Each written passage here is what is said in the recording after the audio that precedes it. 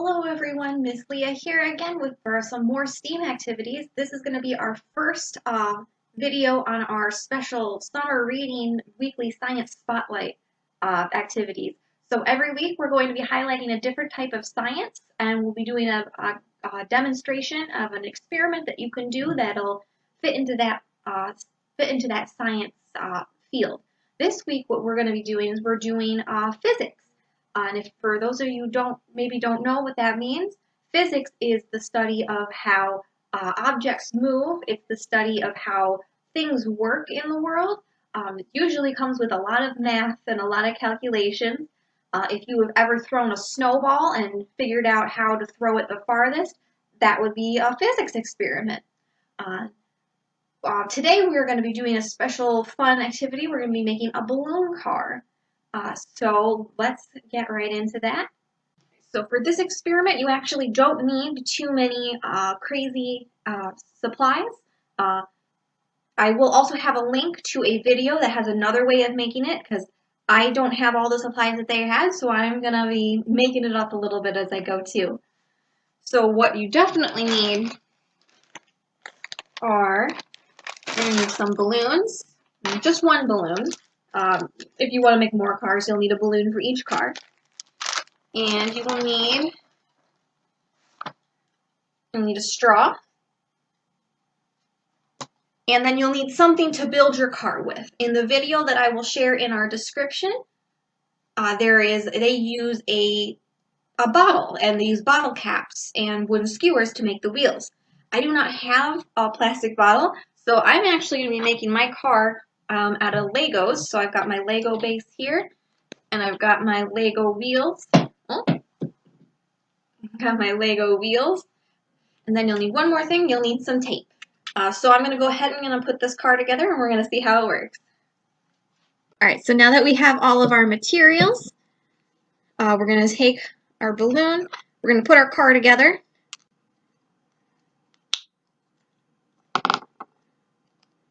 And again, if you don't have Legos to make your car with, there's also a way you can make this with a plastic bottle. And I will have that video in the description.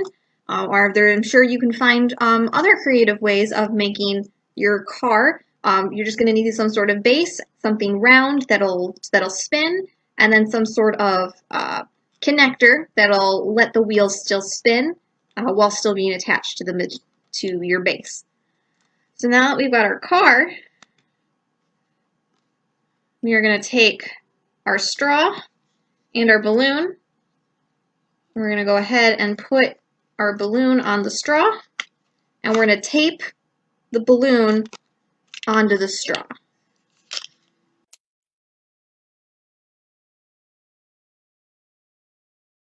So then you'll want to test to make sure that you can still inflate the balloon with the straw.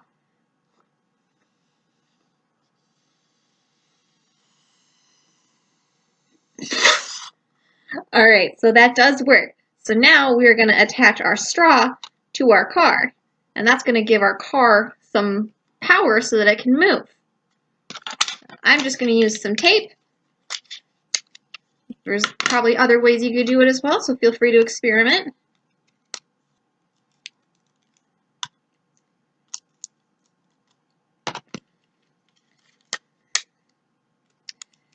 And as simple as that, we've got ourselves a little balloon car.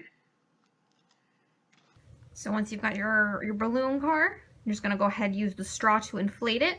Once you blow up the balloon, make sure you cover the hole with your finger before you lose all your air.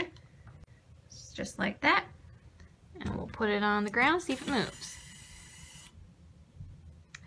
Alright, that wasn't very far now, was it? So when I made my car out of Legos, the car didn't actually move very far.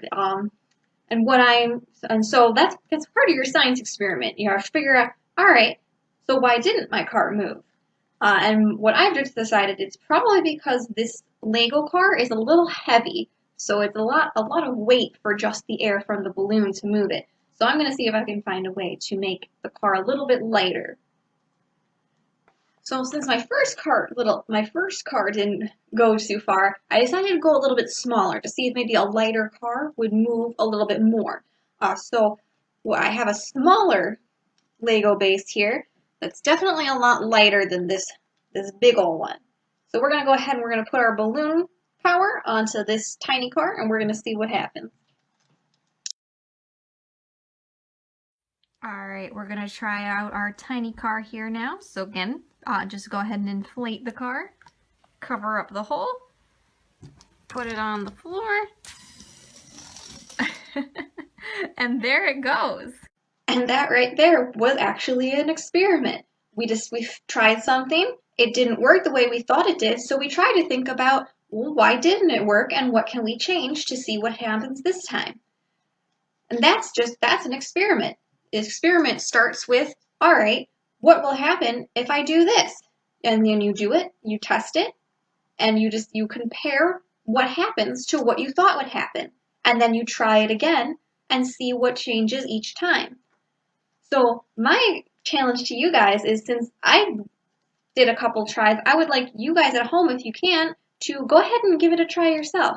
What kind of materials can you use to make a balloon car? Which ones work the best and which ones don't work quite as well?